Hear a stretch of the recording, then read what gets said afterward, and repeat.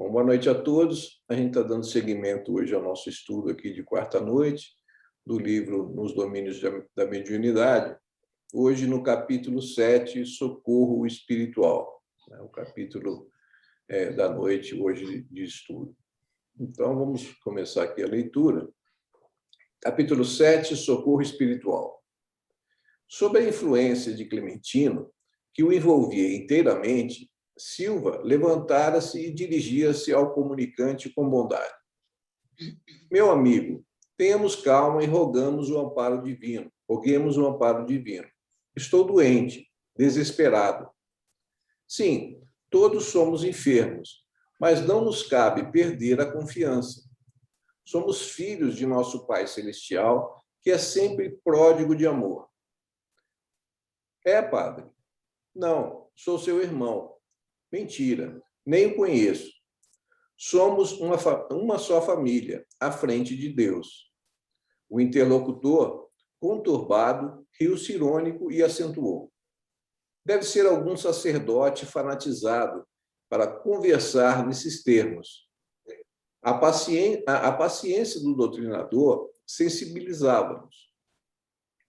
Não recebia Libório, qual se fora defrontado por um habitante das sombras, suscetível de acordar-lhe qualquer impulso de curiosidade menos digna.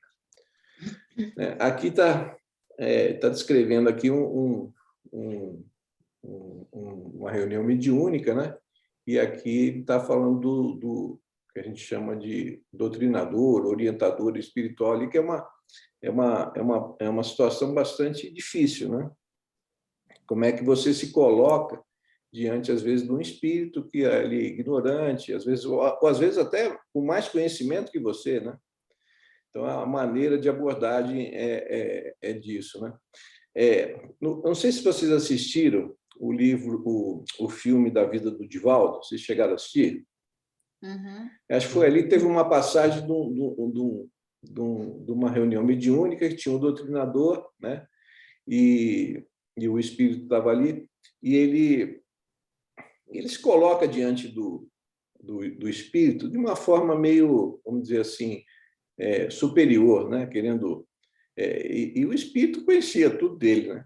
Aí ele começou a falar, você está aí com essa pose aí, mas você faz isso, faz aquilo outro, faz não sei o quê. E ele começou a ficar desconcertado. Foi ficando desconcertado, o espírito foi tomando conta ali da conversa. Até que uma outra senhora, simples, uma senhora humilde, aí ela começa a abordá-lo, mas assim com um sentimento de mãe até, querendo, olha, a gente está aqui porque a gente quer o seu bem, mas assim uma coisa sincera, de coração, né? Aí começou a conversar com ele, mas assim nesse caminho do sentimento. E ela realmente queria ajudá-lo, e aquilo mudou totalmente a conversa, né?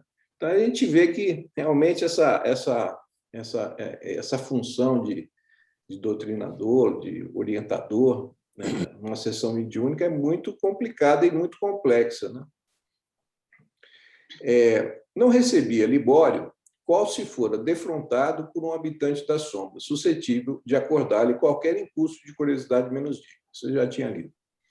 Ainda mesmo despontando o valioso concurso do mentor que o acompanhava, Raul emitia de si mesmo sincera compaixão, de mistura com inequívocos interesses paternal. É aquilo que a gente acabou de falar, né? Aquele exemplo da senhora. Então, é o mesmo tipo de coisa. A gente usar realmente o sentimento, se colocando, não querer se colocar numa situação superior ao orientado, né? Entendendo as nossas fraquezas, as nossas limitações, né? Acolhia o hóspede sem estranheza ou irritação, como se fizesse a um familiar que regressasse demente ao santuário doméstico. Talvez por essa razão, o obsessor a seu turno se revelava menos agastadiço. Tal logo passou a entender-se, de algum modo, com o dirigente da casa, observamos que Eugênia se revigorava no esforço assistencial que lhe competia. Não sou ministro religioso, continuava Raul, imperturbável, mas desejo me aceite como seu amigo. Que irrição! Não existem amigos quando a miséria está conosco. Dos companheiros que conheci, todos me abandonaram. Resta-me apenas Sara. Sara que não deixarei. Fixou a expressão de quem se detinha na lembrança da pessoa a quem se referira, e acrescentou com recalcada indignação: ignoro por que me entravam agora os passos. É inútil. Aliás, não sei a razão pela qual me contenho. Um homem provocado, qual me vejo, de certo deveria esbofeteá-los a todos. Afinal, que fazem aqui esses cavaleiros silenciosos e essas mulheres mudas que pretendem de mim? Que pretendem de mim? Aqui não sei se vocês se lembram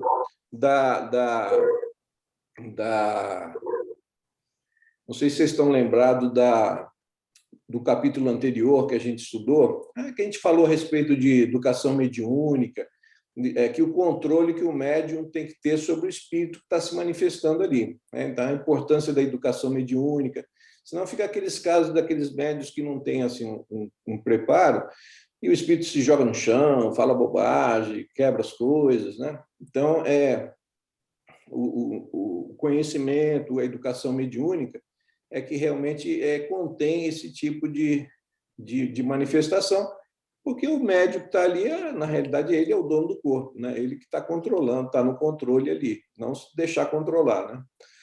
E no capítulo anterior a gente discutiu isso aqui bastante. Né? Estamos em prece, por sua vez, falou Silva, com inflexão de bondade e carinho. Grande novidade, que há de comum entre nós? Devo-lhes algo? Pelo contrário, exclamou o interlocutor, convicto. Nós somos quem lhe deve atenção e assistência. Estamos numa instituição de serviço fraterno e é fora de dúvida que, num hospital, a ninguém será lícito inquirir da luta particular daqueles que lhe batem à porta, porque, antes de tudo, é dever da medicina e da enfermagem a prestação de socorro às feridas que sangram. Essa semana mesmo estava vendo uma frase do doutor Bezerra de Menezes, acho que eu tenho até aqui, que vamos dizer, ilustra bem isso que ele está dizendo aqui. A frase é a seguinte: quando alguém cair em erro, estendamos os braços em socorro do irmão equivocado, evitando a crítica que apenas precipita a quedas ainda maiores. Lembremos que amanhã poderá ser a nossa vez de cair também. Né? Então, assim, a postura que se deve ter diante né, como o doutrinador, aí, o orientador, diante do espírito. Né? Ter essa postura de caridade, né? Não de ficar criticando, ficar colocando isso. Essa frase aqui, agora eu lembrei, realmente tem tudo a ver aqui com o nosso assunto. Ante o argumento enunciado com sinceridade e simpleza, o renitente sofredor pareceu apaziguar-se ainda mais. Jatos de energia mental, partidos de Silva, alcançavam-no agora em cheio, no tórax, como a lhe buscarem o coração. Libório tentou falar, contudo, à maneira de um viajante que já não pode resistir à aridez do deserto, comoveu-se diante da ternura daquele inesperado acolhimento, a surgir-lhe por abençoada fonte de água fresca. Surpreendido, notou que a palavra lhe falecia, embargada na garganta. Sob o sábio comando de Clementino, falou o doutrinador com afetividade ardente. Libório, meu irmão, essas 3 palavras foram pronunciadas com tamanha inflexão de generosidade fraternal que o hóspede não pôde sopitar o pranto que lhe subia do âmago. Então, aquilo que a gente falou daquela vez, é o sentimento. Né? Nessa função, a importância de você ter sentimento realmente em relação àquele espírito que está ali, do que propriamente conhecimento. Né? Aquela frase assim: quem sente sempre está à frente de quem sabe. Né? É uma frase que é uma grande verdade. Não adianta a gente ser grandes sabedores, grandes conhecedores, se a gente não tiver sentimento. O conhecimento é um instrumento para a gente melhorar o nosso sentimento, né? Sem isso não tem sentido. Conhecer por conhecer não adianta nada. Então, assim, quem sente está sempre à frente de quem sabe, né? Essas 3 palavras foram pronunciadas com tamanha inflexão de generosidade fraternal que o hóspede não pôde suportar ao pranto. Você já tinha lido. Raul avançou para ele, impondo-lhe as mãos, das quais jorrava luminoso fluxo magnético, e convidou: vamos orar. Findo um minuto de silêncio, a voz do diretor da casa, sob a inspiração de Clementino, suplicou eternecidamente: Divino Mestre, lança o compassível olhar sobre a nossa família aqui reunida. Viajores de muitas romagens, repousamos nesse instante sobre a árvore bendita da prece e te imploramos amparo. Todos somos endividados para contigo. Todos nos achamos empenhados à tua bondade infinita, à maneira de servos insolventes para com o Senhor. Mas, rogando-te por nós todos, pedimos particularmente agora pelo companheiro que, de certo, encaminhas ao nosso coração, qual se for uma ovelha que torna no aprisco ou um irmão consanguíneo que volta ao lar. Mestre, dá-nos a alegria de recebê-lo de braços abertos. Sela-nos os lábios para que não lhe perguntemos de onde vem e descerra-nos a alma para a aventura de tê-lo conosco em paz. Inspira-nos a palavra, a fim de que a imprudência não se imiscua em nossa língua, aprofundando as chagas interiores do irmão. Aquilo que a gente já falou daquela orientação do Dr. Bezerra, né? E ajudando-nos a sustentar o respeito que lhe devemos.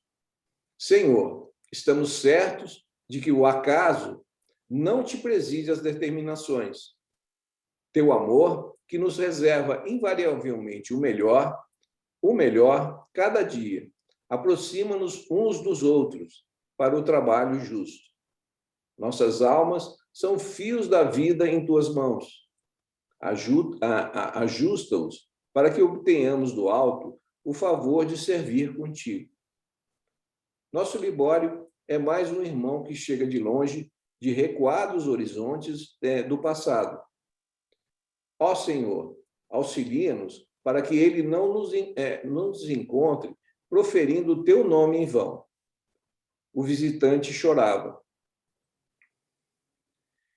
Via-se, porém, com clareza, que não eram as palavras a força que o convencia, mas sim o sentimento irradiante com que eram estruturadas, aquilo que a gente conversou, né? Não adianta nada ter muito conhecimento, usar de muita intelectualidade, se você não estiver sentindo, se você realmente não tiver um interesse pelaquela criatura que está ali, um sentimento em relação a ela, um sentimento fraternal. Senão aquilo vira tudo em vão, né? E acontece aquilo que aconteceu com aquele espírito, né? Às vezes você pega espíritos que têm muito mais conhecimento que você e ele te enrola todinho. Se você não tiver sentimento, que é o que realmente o magnetismo que envolve, né? O sentimento é o quê? Esse magnetismo todo que ele foi envolvido, né? É através do sentimento, né? Quando ele fala ali que do plexo ali cardíaco sai um feixe magnético, né? É a projeção do sentimento, né? Ó Deus, que se passa comigo? Conseguiu gritar Libório em lágrimas. O irmão Clementino fez breve sinal a um dos seus assessores de nosso plano, que apressadamente acorreu, trazendo interessante peça que me pareceu uma tela de gaze tenuíssima, com dispositivos especiais, medindo por inteiro 1 metro quadrado aproximadamente.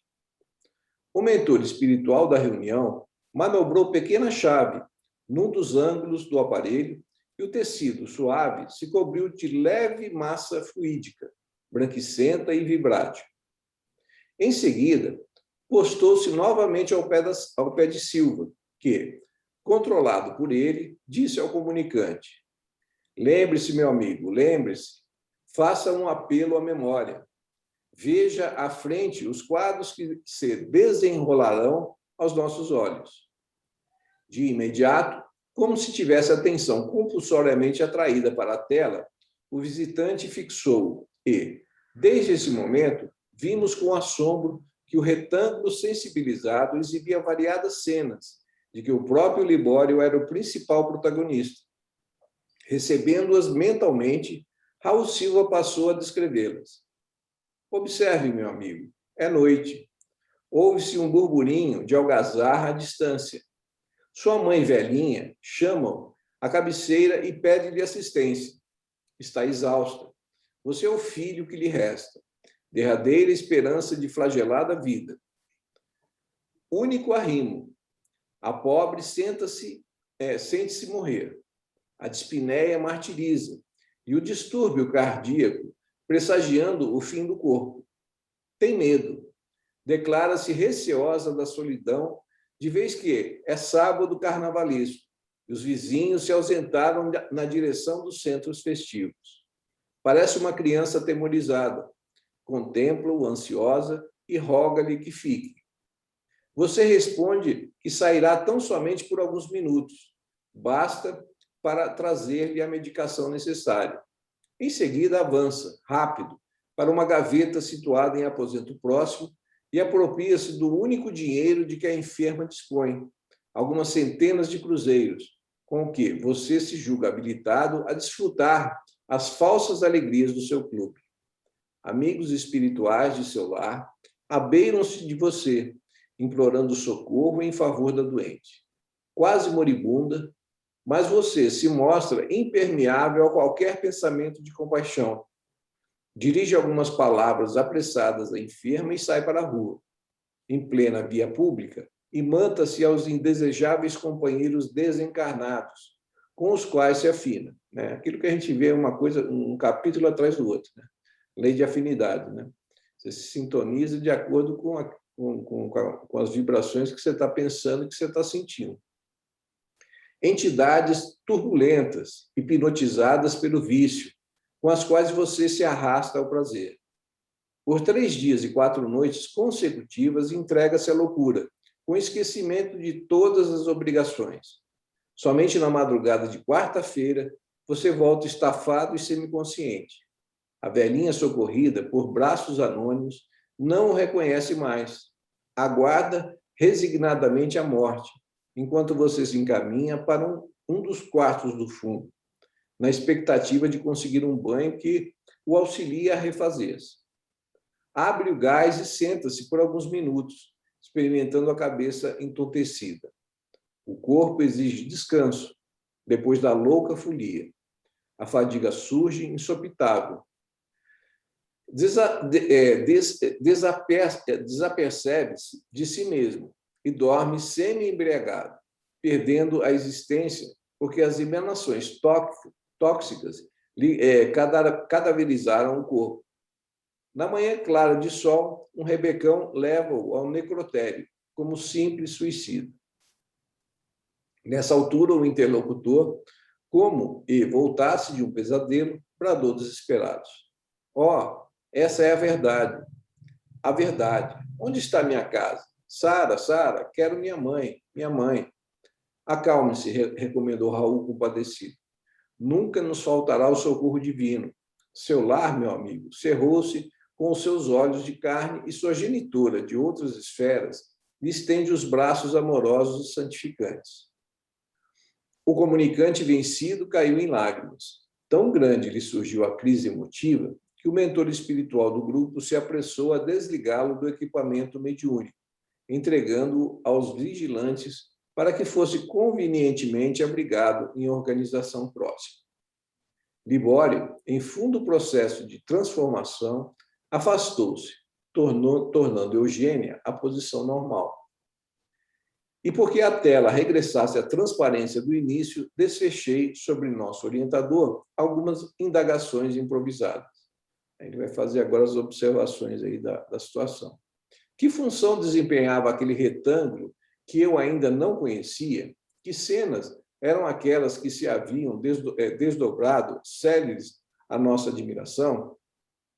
Aí vai estar falando dos instrumentos que são usados, né, pelos espíritos, né? Como a gente viu lá o psicoscópio, né, naquele capítulo, são usados vários tipos de instrumentos, né?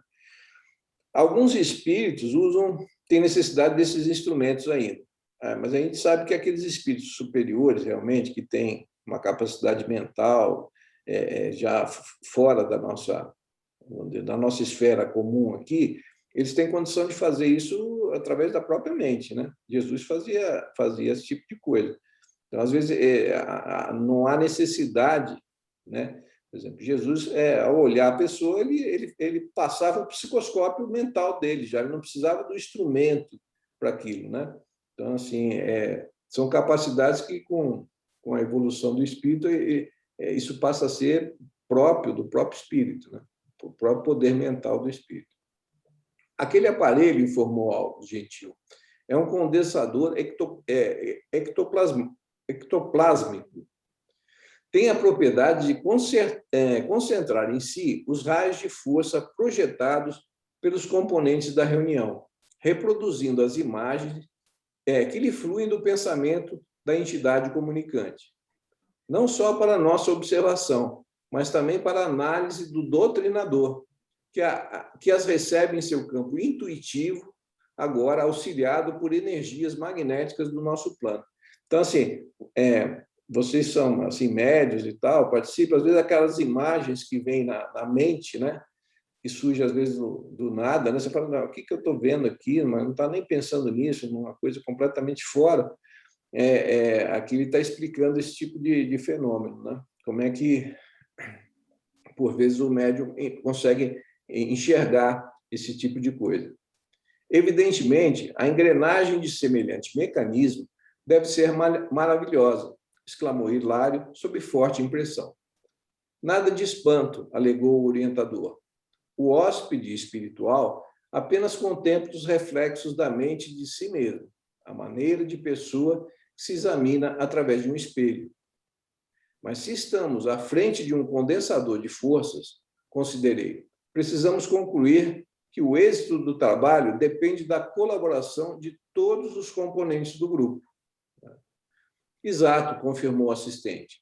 As energias ectoplásmicas são fornecidas pelo conjunto dos companheiros encarnados, em favor de irmãos que ainda se encontram semi-materializados nas faixas vibratórias da experiência física. Ele está falando da importância de cada componente do grupo mediúnico, né? Cada um tem uma função, né? Às vezes tem ali um médium ali que tem uma capacidade maior de doação desse tipo de fluido, para que os fenômenos ali necessários de auxílio desse tipo sejam possíveis, né? Às vezes a gente acha que só o médium, né, médium vidente, o médium coisa que isso tem importância. Às vezes está aquele médium ali quietinho, não está vendo nada, não está falando nada, mas às vezes naquele determinado tipo de reunião ele está sendo muito mais importante, às vezes, do que todos os outros, né? É como uma equipe mesmo, né? Cada um tem uma função específica, né? Quando você vai para uma frente de batalha, tem que ter lá o pessoal da intendência que vai fornecer alimento, tem que ter o pessoal da infantaria que vai lá para frente, tem que ter a equipe médica que vai dar suporte aos feridos, né? Então, assim, como toda equipe, cada um tem a sua função específica, ninguém é mais importante ali que ninguém, né? Por isso mesmo, essa parte eu já li, já, né? Por isso mesmo, Silva e Clementino necessitam do concurso geral para que a máquina do serviço funcione tão harmoniosamente quanto seja possível. Pessoas que exteriorizem sentimentos menos dignos equivalem a princípios envenenados, nascidos das viciações de variada espécie.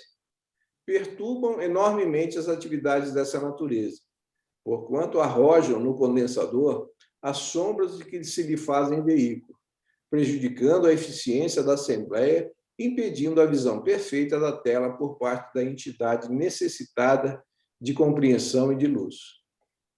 Leva-nos o assunto a diferentes inquirições, mas nosso orientador lançou-nos um olhar discreto, como a pedir-nos silêncio e atenção. Então, aqui encerra o capítulo. A gente vê aqui num capítulo curtinho, né, quanta informação tem a respeito da postura do orientador, né, o chamado doutrinador, que eu acho que é um termo até meio impróprio, né, doutrinador, né, mas eu acho que é mais Esclarecedor, né? Não é exatamente sobre isso, sobre como é que se dão muitos fenômenos ali mediúnicos ali, né? Então, assim, num capítulo curtinho, né, que a gente vê, se a gente parar, a gente pode extrair dali um monte de conhecimento, né? O que eu digo aqui, quando a gente estuda aqui em grupo, que a gente vai vendo, parece que é diferente quando a gente lê sozinho, né? Quando a gente lê sozinho, às vezes a gente passa por cima de muita coisa, né? Assim, muito conhecimento importante e tal, e aquilo fica, né? Quando a gente estuda assim em grupo, parece que a gente consegue absorver melhor, né? Acho que até por ajuda da espiritualidade, né? Que está ajudando o grupo ali a estudar e tal. Parece que vem assim pensamentos, intuições assim para a gente prestar atenção nesse tipo de coisa, né? Que às vezes lendo sozinho a gente passa por cima, né? Passa meio batido, um monte de informação, aquilo não é retido, né? Então é bem interessante esse tipo de estudo. E aí, alguém quer falar alguma coisa, comentar aí? Hoje a gente estudando essa parte toda da doutrina, né? A gente sempre tenta fazer um link com o que nós estamos vivendo no momento, né? No caso, nós estamos vivendo a questão da pandemia, em que as casas espíritas estão fechadas ou praticamente fechadas, a grande maioria, né? E não está sendo realizada as reuniões mediúnicas, né? Então, assim, a gente para fazer uma análise, né? E diante desses ensinamentos, desse capítulo, que eu acho que esse capítulo traz uma opção de reflexão, né? E se a gente for linkar com o que nós estamos vivendo, as reflexões são ainda maiores, né? Então a gente vê aqui o socorro espiritual, aí a gente faz até uma comparação, né, com o socorro médico terreno, né? E aí a gente vê algumas coisas que são semelhantes, mas outras que são bem diferentes, né? Fica muito claro que o socorro espiritual, o mais importante é a bondade, é o amor, né, daquele que está atendendo. Isso é claro, né? Essa experiência que André Luiz nos traz, né, pela psicografia de Chico Xavier, nos mostra isso de maneira muito clara. Se a gente for pegar outras fontes da doutrina, né, trazidas por Emmanuel, né, e por Divaldo, né, nas psicografias de Divaldo, a gente vê, claro, essa questão da necessidade da transformação moral, do desenvolvimento das virtudes e de você ter o amor mais, né, mais forte, mais preponderante na sua maneira de ser, como isso é fundamental na questão da assistência, né? E aí a gente percebe que a gente está muito aquém, né? Aí a gente fica até questionando, né? Que capacidade que nós temos de atender esses espíritos tão endurecidos, né? Ou sofredores, né? Extremamente sofredores, ou até com total ignorância, né? Completamente perdidos no que está acontecendo, aqueles momentos ainda de conturbação pós-desencarne, né? Ou mesmo espíritos cristalizados, endurecidos no mal, né? Que a gente sabe que nas reuniões mediúnicas, a gente que já teve oportunidade de trabalhar e participar, como é difícil. Mas aí observe que a forma de acolher esses espíritos é sempre através, né, do acolhimento através do amor, né, a caridade, né, verdadeira, né? Do sentimento, né? O sentimento, né? Então, assim, aí, quer dizer, a gente vê, tudo bem, muito importante o conhecimento, tem que estudar, tem que saber, né? O livro dos médios é fundamental, é base para poder a gente fazer um trabalho sério numa casa espírita, mas o ponto mais importante, sem dúvida nenhuma, é o desenvolvimento, né? Da questão do amor e da bondade. né? Verdade. E que a gente fica muito a desejar, né? Mas isso aí, Luiz, mas isso aí é um aspecto assim que a gente às vezes fica pensando, fala, puxa, eu sou tão imperfeito, tem tanta limitação, tanta dificuldade, tem tantos vícios ainda. Será que isso aí é pra... Eu acho assim, é como o Flávio sempre fala aí, né? O trabalho mediúnico é uma grande oportunidade para o próprio médium, né? De Sim, com certeza. aprendizado, né? Então assim, ali você vê que a misericórdia divina ela atende a todos ali, né? Está atendendo o atendido e a gente, os médios e tal, é uma oportunidade da gente aprender, uma oportunidade da gente se ver no outro, é uma oportunidade de desenvolver os nossos sentimentos, né?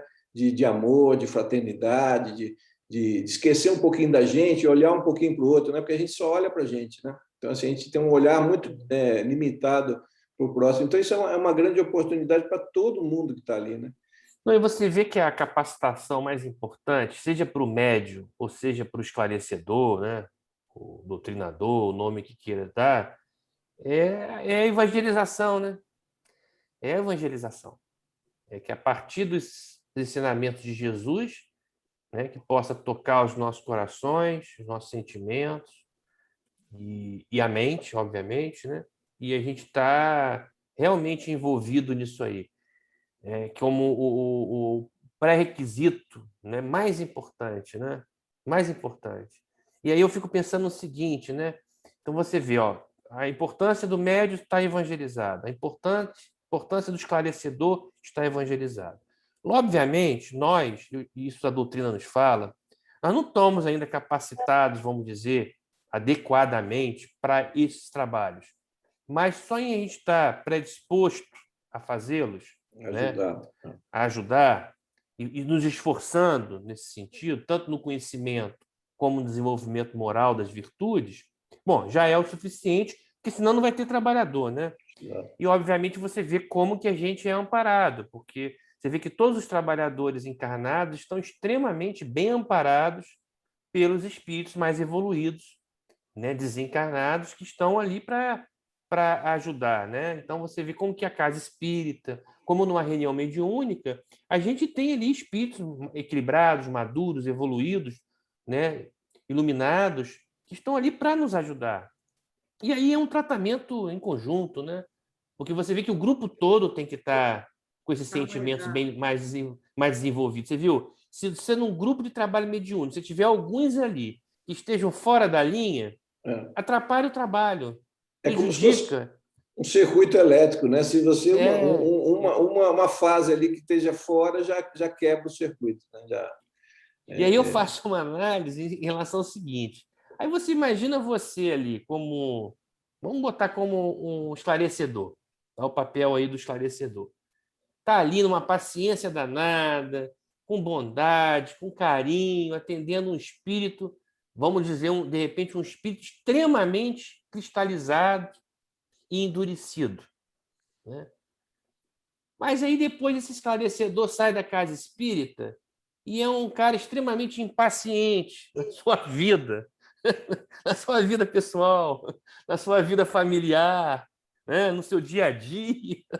Sai da casa espírita, foi tão paciente com o espírito endurecido, aí de repente vai lá para a rua, pega o carro e de repente xinga um cara lá que deu uma buzinada, ou chegou lá e deu uma cortada, e por aí vai. Então, eu estou fazendo essa análise porque eu acho que é uma coisa que faz a gente fazer, nos traz uma reflexão muito importante, porque nós estamos vivendo um momento que, na minha opinião, que nós, espíritas, nós estamos no momento de tentar incorporar essas questões todas que a gente vivencia dentro de uma casa espírita, fora da casa Sim, espírita, né? sim, essa é a Talvez mais seja a difícil. oportunidade maior que os espíritas estão tendo neste momento de incorporar, né, esses ensinamentos de Jesus, do Consolador Prometido, todas essa fartura de alimento espiritual que nós temos na doutrina espírita dentro de nossas vidas, né? Para a gente de repente não se deparar com a situação, né, que a própria doutrina nos traz de tantos espíritas que, quando desencarnam, passam grandes apertos no plano espiritual, apesar de terem trabalhado uma vida dentro de uma casa espírita. Mas a gente, uma coisa assim que eu acho que é importante também, dentro desse raciocínio, é o seguinte: é a gente se aceitar, entender que a gente ainda é muito imperfeito, assim, e procurar melhorar. É lógico, a gente tem que estar sempre procurando melhorar, mas que essas imperfeições nossas, essas dificuldades, não nos impeçam de fazer as coisas, porque às vezes a gente cai. A gente vê exemplo, até em livro, assim, dos obsessores, para tirar a pessoa daquilo. Ela fala assim: não, mas você é muito imperfeito, olha como você é cheio de vício. Você vai querer trabalhar numa reunião mediúnica? Que isso, tenha vergonha, sai disso, você não tem condição. Né? Entendeu? A gente vê relatos, né, de livros aí, de que os próprios espíritos assim querem tirar a pessoa de dentro. A gente tem que se aceitar. A primeira coisa é a gente aceitar a nossa limitação. A gente é muito limitado. Eu conheço de ti mesmo, né, Nilton? Conheço de ti mesmo. Exatamente. É saber quais são as suas fraquezas, cada um tem que enxergar, se aceitar, e trabalhá-las. Exatamente, se aceitar e trabalhar elas devagarzinho. É aquele negócio, eu saio do centro e xingo o sujeito na esquina. Se eu xingo 10 vezes por dia, vamos tentar xingar 8. Daqui a um mês, a gente vai xingando 3. Daqui a pouco a gente está xingando uma vez por semana. Porque assim, a natureza não dá salto, né? A gente não vai virar santo. Não vai... A gente tem que... Não, eu sou assim, mas vamos tentar errar menos, né? Se eu xingo os outros 10 vezes por dia, vamos tentar xingar 8. Né? Depois 5, depois uma vez dia sim, dia não. A gente se aceitar, né? Porque a gente tem a tendência de querer, vamos dizer, esconder de nós mesmos as nossas dificuldades, né? Isso é do ser humano, né? Por orgulho mesmo que nós temos. Então, assim, a gente não pode se desanimar por causa disso, né? Às vezes eu paro para pensar e falo assim: puxa vida, né? Como é que eu sou médico e tal? Porque às vezes a gente está cansado, às vezes a gente perde a paciência. Né? Às vezes, um dia, você está com um problema, um monte de trabalho, alguma coisa, você, puxa vida, pisei na bola. Né? O que a gente tem que tentar é pisar menos. Né? Entender que a gente ainda é muito falho, que é cheio de dificuldade.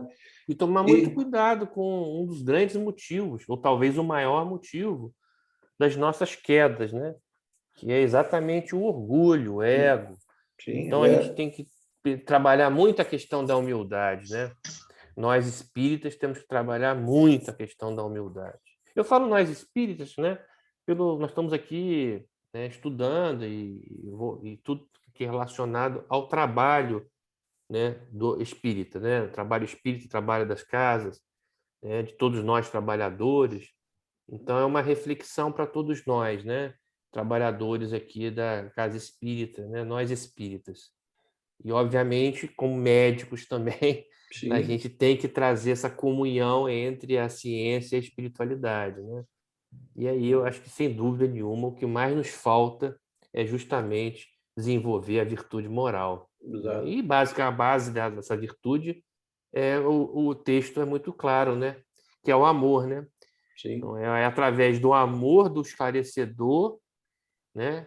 Que ele sob toca, o amparo da espiritualidade, que consegue tocar o coração do espírito sofredor. Não, e a gente vê isso em vários exemplos, né? Nesse exemplo de hoje, naquele exemplo do filme do Divaldo, né? que a gente vê. No próprio filme, acho que da vida de Kardec, tem uma cena parecida. Que era uma senhora, não sei se você lembra, Nilton, era uma senhora nesse filme, né? Uma senhora de poucos conhecimentos intelectuais, recursos intelectuais, simples, mas ela tinha o mais importante. O sentimento é aquele negócio, né? Que eu estava falando, quem sente. Eu li essa frase, eu não lembro onde, se foi naqueles livros do Emmanuel do Chico, daquela Caminho, Verdade e Vida, eu não lembro, mas é uma frase que me marcou muito. Essa assim: quem sente está sempre à frente de quem sabe. Essa senhora, simples, com poucos recursos ali intelectuais, mas foi ela que tocou o coração. E esses exemplos são dados sistematicamente, não é à toa. A gente está vendo nesse livro, no filme do Divaldo. Eu acho que no filme do Kardec também tem uma cena parecida, eu não sei se estou fazendo confusão, mas parecida. Quer dizer, esses recados estão sendo dados sistematicamente para a gente. Né? Não adianta você saber muito de doutrina espírita e coisas se você não sentir. E o espírito ele não vai se tocar com o seu conhecimento, ele vai se tocar com o seu sentimento, até por uma questão magnética. Quando você está racionalizando e quando você está sentindo amor, sentindo compaixão, empatia, né, que é um termo tão em moda aí hoje, você está se colocando no lugar daquela pessoa e coisa, você tá mandando ali uma quantidade de magnetismo que é quase irresistível. É o Jesus, quando chegava, era amor puro. Não tinha como você chegar perto dele e ficar indiferente. Aquele magnetismo envolvia todo mundo, né? Até uma das explicações que tem lá acho que é no Obras Póstumas, explicando sobre os milagres, né? Quando Jesus saciou a fome de centenas de pessoas com poucos pães, uma das explicações é que tinha pouco alimento, foi distribuído pouco alimento, mas aquele magnetismo que Jesus emanava saciou até a fome das pessoas, a fome física, material, né? A capacidade magnética.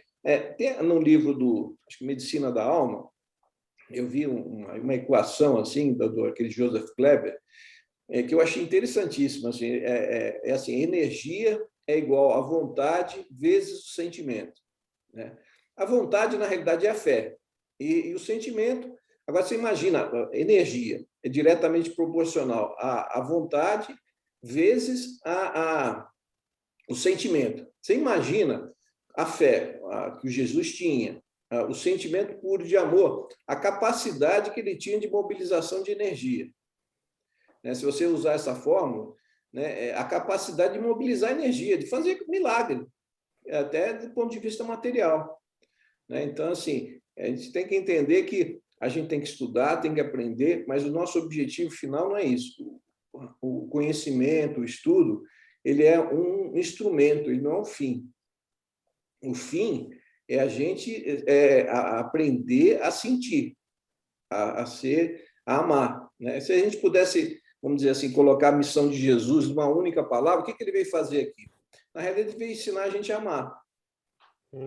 Né? Então, que é a essência divina. Então, isso que o Evangelho coloca tantas vezes, né? Que a luz que vai dissolver as trevas, né?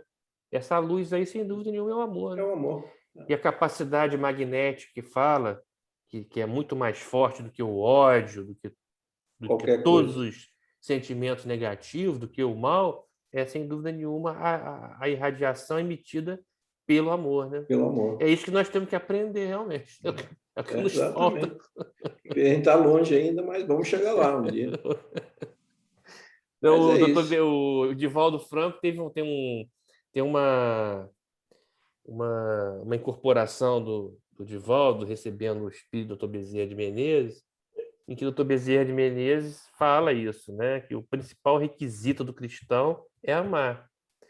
Então, todos os benfeitores falam a mesma coisa, né? Não há controvérsia, né, dos ensinamentos do Consolador prometido. As controvérsias somos nós que criamos. Nós, seres humanos imperfeitos. E o amor é a essência divina, né? Hoje eu estava brincando, Nilton. Eu estava brincando hoje que eu estava saindo do consultório. Aí minha secretária estava lá recebendo uma ligação, alguém tentando dar o golpe lá, aquele golpe lá do WhatsApp, já está tão já... Aí, no final das contas, ela sacou que era um golpe, e aí ela foi e saiu do golpe, né? Falou alguma coisa lá pro cara, aí o cara foi e xingou. Xingou. Aí ela desligou o telefone e veio falar, doutor, o cara me xingou ainda por cima. Aí eu falei assim, pera, olha, nós estamos ainda no mundo de imperfeições. E se nós estamos aqui, porque nós merecemos. Nós estamos aqui para poder... Nós estamos cheios de débitos. É verdade, é cheio de boleto para pagar. Então vamos nos melhorar para a gente, na próxima, ir para o mundo melhor. Mundo melhor, tá? Vamos voltar muito aqui ainda antes de... Mas é isso. Alguém quer falar mais alguma coisa? Colocar mais alguma coisa? Não? Então, vamos deixar para a semana que vem o capítulo 8, né? Você vê, são capítulos curtos, né? Mas são tão... Né? Assim, é o que você estava falando, André, de ser ajudado, né? Aquilo que eu estou falando. Eu leio isso sozinho, quando eu leio, parece que não vem essa... A gente não consegue extrair tudo isso aqui. Eu acho que a gente está aqui, a gente fez uma oração, fez uma prece, pediu um amparo da espiritualidade, né? Então, quando a gente está lendo aqui assim, parece que a gente é intuído a entender coisas que, quando a gente talvez lê sozinho, a gente não se apercebe, ou por pressa, ou às vezes lendo de uma forma, né?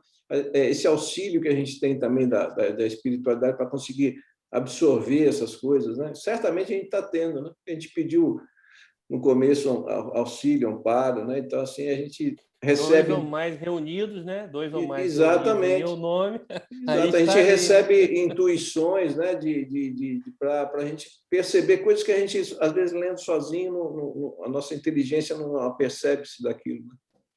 Mas é isso, então fica... daqui a pouco eu vou terminar a gravação, a gente faz a nossa prece de encerramento, agradecer a presença aí de todo mundo, agradecer quem vai ver a gente aí, a paciência, e a semana que vem a gente dá prosseguimento com o capítulo 8, Psicofonia Sonambúlica. Tá bom? Uma boa noite aí a todos e até a próxima. Vou encerrar aqui a nossa gravação. Deixa eu... Parou. Opa, peraí. Deixa eu achar aqui a...